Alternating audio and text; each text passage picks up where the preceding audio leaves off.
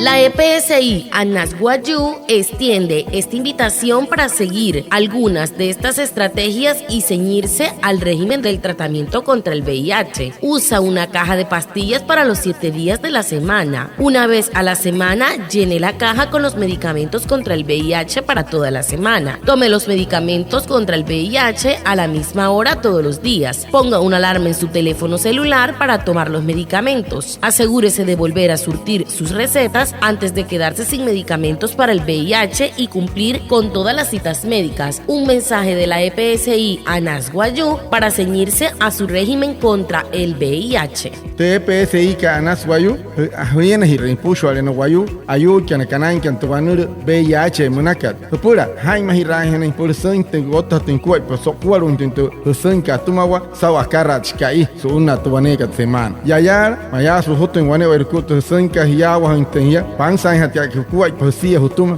ka alarma en ka serura una alarma humana haima hapan wani pi hutuman halap shualin te himira linte senka prokota tenya pansa en cuerpo te mira roshka namo ina yushi que el matruanur VIH mnaka pero hai iketa hapnuika anena hia rotero kuai hia que no te voy a achai rashwa kuai papurana.